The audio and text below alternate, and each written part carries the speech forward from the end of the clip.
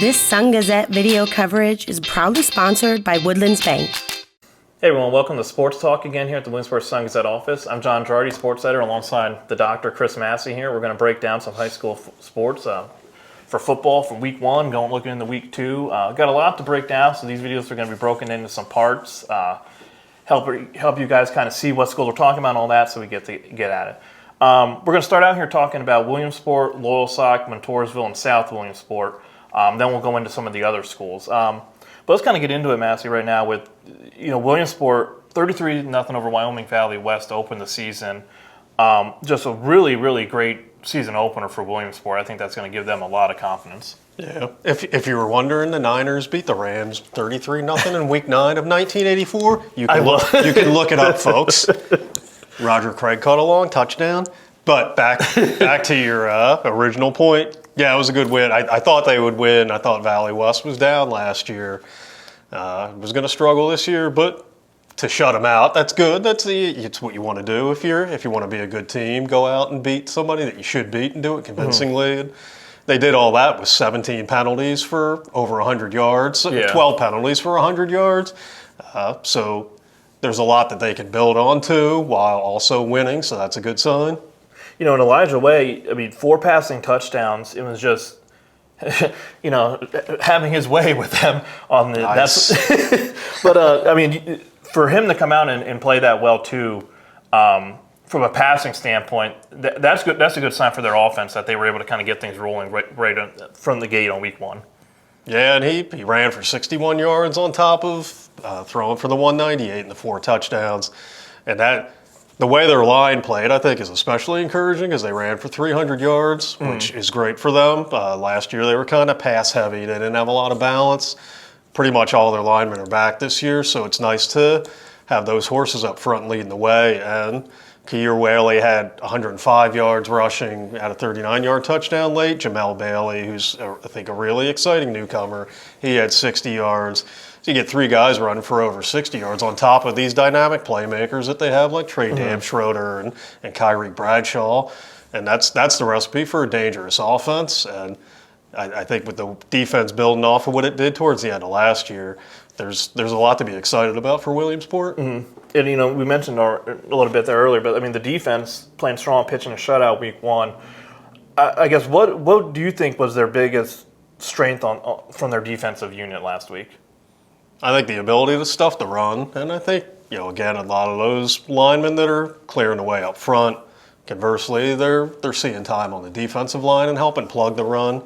And especially they're replacing all 4 linebackers from last year, and all 4 were really good players, so that's a good sign, too, that they were able to stuff the run like that. They only gave up 46 yards passing. It was just really strong all around, so I think they played well at all 3 levels.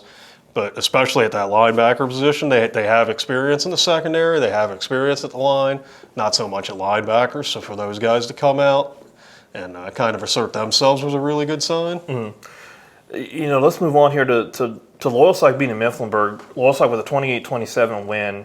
That game, that ending was pretty much a wild one. Loyalsock's up 28-21. Mifflinburg goes down, scores a touchdown with just under 2 to go. Goes for their 2-point. Loyalsock with an outstanding goal line stop there on that 2-pointer to keep it a 1-point game. Mifflinburg, though, their defense plays well, forces a 3-and-out to punt, has their timeouts, has it back with a minute to go. And then Loyalsock with the game-sealing interception after Mifflinburg crosses the midfield mark. Loyalsock just, their defense, I thought played outstanding in that game. Mifflinburg scored 27, but they had, I believe, 2 fumble recoveries in the first half. I think they ended with 3 interceptions. 4 interceptions. All right. They were just playing well when they had to and not letting Mifflinburg kind of shift that momentum there late. Yeah, and that's, really young team. Lost a ton of good players from last year, so that's good that they can step up, overcome some adversity, and find a way to make the stops at the end of the game when they had to. Obviously, it's an opportunistic defense. That's exciting for Loyalsock to know that they can force that kind of havoc. And Jeremiah Johnson up front on the defensive line. I think people see the 4 interceptions and they might lose sight of.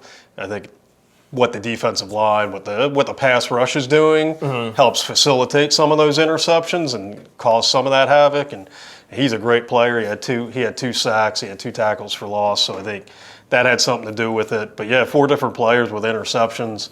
Like you said, the two fumble recoveries. Those are all good building blocks. That and overcoming some adversity and not folding when Mifflinburg made its comeback and kind of standing up and making a stand. That's a good win and a good way to get that win for a young team. And I thought Loyalsock's offense played well too in terms of being able to get those drives, kind of mix the passing game up with the running game, and get kind of get all the different aspects on that offense kind of going at the same time. And Henry Huber wrote the story in our magazine this year about how they lost Tyler G, they lost Jalen Andrews, these record-setting players.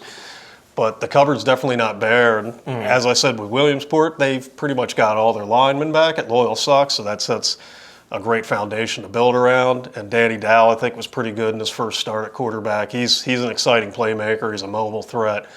Jaleel Coates played well at wide receiver. And then Dolan Harmon ran wild for 166 yards, and that's a big kid. He can move, but he's got some size to him. And I think the ability to run the ball takes some pressure off of Dow in the passing game, and I was really impressed with the balance that they had. One thing though, the Sock was only up 14-0 at the half, and they had 2 first-half picks and 2 first-half fumble recoveries. It just seemed like they weren't able to kind of take advantage of those turnovers and convert them into points to kind of put Mifflinburg away early. But Justin Van Fleet's a great coach and was able to kind of keep his team focused and not let that kind of discourage the offense, if you will.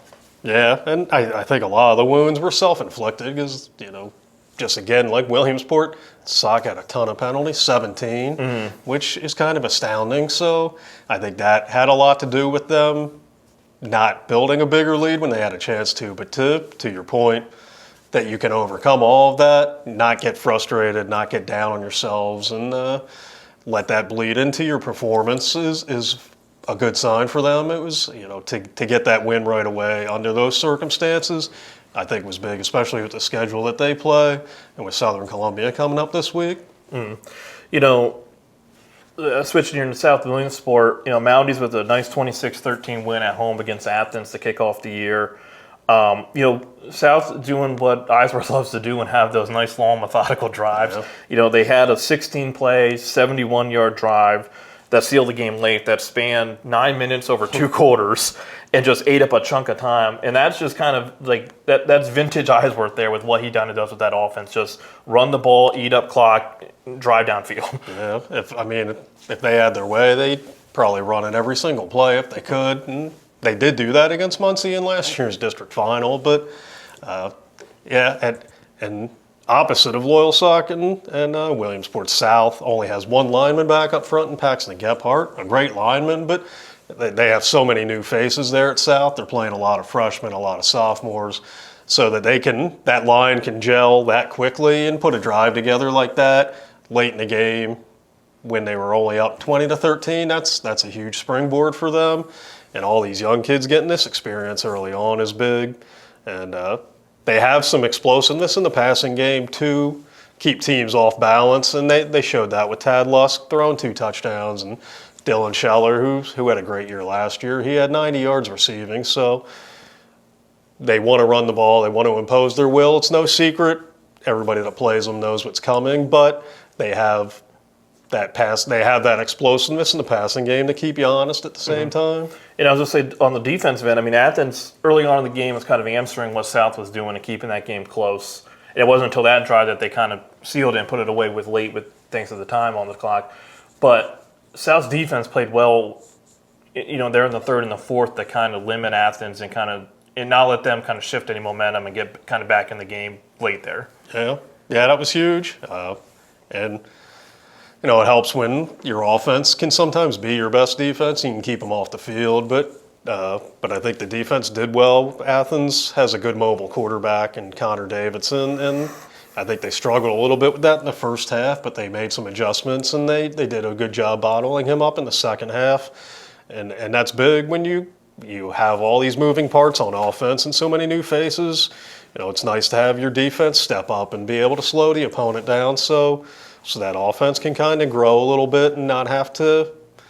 It takes some pressure off them, and I think all those parts came together in the second half and helped them pull away to win that game. Montoursville hit the road on week one, traveled up to Wellsboro, 47-7, won convincingly. What was your kind of biggest takeaway from that game in terms of what was working for Montoursville? The biggest takeaway, I think, was how kind of the present and the future came together, because I think with the way they kind of ran away with it early, they got a lot of freshmen in there that played really well and produced some touchdowns. Elijah Eck at quarterback, Braden Burkett, another freshman, caught a touchdown. So you mix that with what they have coming back with the guys like Christian Banks and Jimmy Musina and Owen Kleinman, who, all are coming off good years, and they helped the team get off to a good start. All their linemen up front, Kingston Fisher had a great game. It was that kind of fusion that I think was really exciting if you're a Montoursville fan to see. That not only do I think you have a team this year that's going to be potentially really good, but you also have a lot to look forward to in the future. I guess I was impressed, going back to the original question, I was impressed with the way their line kind of took over early and kind of asserted themselves and let Christian Banks and Hayden Harvey run really well early in the game. I mean, obviously the defense, just allowing that one touchdown. The fact that it was a road game too, traveling up to Wellsboro, not across the river or anything like that. I think having to travel that far, come up with a big win like that helps. I think that's going to help them kind of, if they needed any extra confidence or momentum boost, I think that can kind of help them going into week two. Yeah, it's always good to get off to that strong showing and to do it convincingly and to show that obviously they were a pretty significant favorite going in there, but I think it's good that you can go up and show, you're a good team and you can kind of step on their throats right away and assert yourselves, and they certainly did that. I think it was a mercy rule by early in the third quarter. I think it was 28-0 at halftime. Might have been more than that. The numbers run together sometimes, but they threw the ball well. They passed the ball well. The line dominated. So I think it was everything that they could have asked for in an opener, and definitely a good way to go into a big game with Milton on Friday. All right, well, that'll do it here for part one. Join us back here in a little bit for part two, where we're going to break down Muncy, Hughesville, and Montgomery and kind of what they did in week one.